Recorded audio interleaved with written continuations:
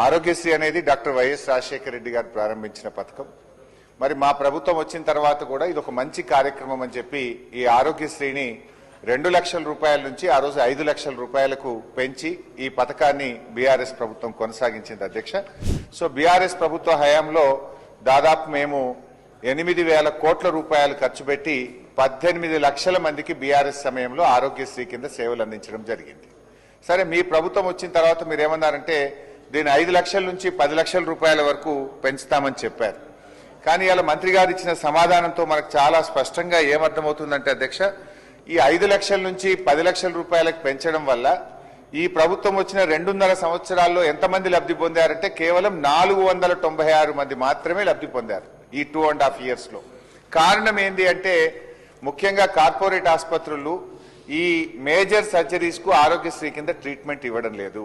దాని మీద రివ్యూ చేయండి, ఎందుకు ఈ అవకాశాన్ని ప్రజలు పొందలేకపోతున్నారో రివ్యూ చేయండి.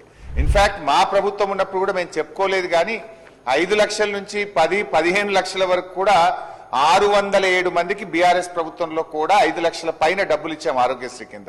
607 పీపుల్ వేరియస్ సర్జరీస్ కు ఆరోగ్యశ్రీ కింద అప్ టు 10 లక్షల వరకు కూడా బీఆర్ఎస్ ప్రభుత్వం కూడా ఇచ్చింది. కానీ మీరు ఇచ్చింది 496 మాత్రమే. కాకపోతే మేము చెప్పుకోలేదు, మీరు చెప్పుకున్నారు. అయితే అధ్యక్ష, బట్ నేను గవర్నమెంట్ తో కోరేది, ముఖ్యమంత్రి గారు ఆరోగ్య మంత్రి గారు పదే ఏం చెప్తున్నారంటే మేము గ్రీన్ ఛానల్లో ఆరోగ్యశ్రీకి నిధులు విడుదల చేస్తున్నామన్నారు. మీరు 5 లక్షల నుంచి 10 లక్షలు చేస్తే మరి బడ్జెట్ పెరగాలి, ఖర్చు పెరగాలి. 2023-24లో బీఆర్ఎస్ ప్రభుత్వ హయాంలో ఆరోగ్యశ్రీ మీద పెట్టిన ఖర్చు 1,067 కోట్లు. కాంగ్రెస్ ప్రభుత్వం వచ్చిన తర్వాత 2024-25లో ఆరోగ్యశ్రీ మీద మీరు పెట్టిన ఖర్చు 971 కోట్లు. మరి ఖర్చు పెరుగుతుందా తగ్గుతుందా అధ్యక్ష? 5 లక్షల నుంచి 10 లక్షలకు పెరిగినప్పుడు మరి అవకాశాలు పెరగాలి, రోగులు ఎక్కువ వాడుకోవాలి, ఖర్చు ఎక్కువ జరగాలి. కానీ బడ్జెట్ రిలీజ్ జరగడం లేదు, కేటాయింపులు జరగడం లేదు. ఈ రోజు 2-3 సార్లు ఇప్పటికీ ప్రైవేట్ ఆసుపత్రులు మీకు నోటీస్ ఇచ్చారు, మేము ఆరోగ్యశ్రీ సేవలు బంద్ చేస్తాం, మాకు బిల్లులు రిలీజ్ కావడం లేదని పలుమార్లు ప్రభుత్వానికి నోటీస్ ఇచ్చారు. మీరు వాళ్ళని పిలిచారు, మాట్లాడారు, టైం పెట్టినారు, కానీ ఇప్పటి వరకు కూడా వాళ్ళకి డబ్బులు విడుదల కాలేదు. చిన్న ఆసుపత్రులు మూతబడేటువంటి పరిస్థితి ఏర్పడ్డది.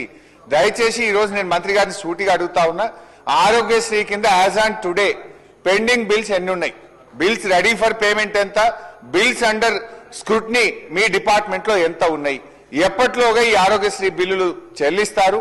ఎందుకంటే మీరు బిల్స్ పే చేస్తే ప్రైవేట్ ఆసుపత్రులు కూడా ఎంకరేజ్మెంట్ ఉంటుంది, వాళ్ళు ఇంకా మరిన్ని కేసులు టేకప్ చేస్తారు, పేదలకు మేలు జరిగేటువంటి అవకాశం ఉంటుంది.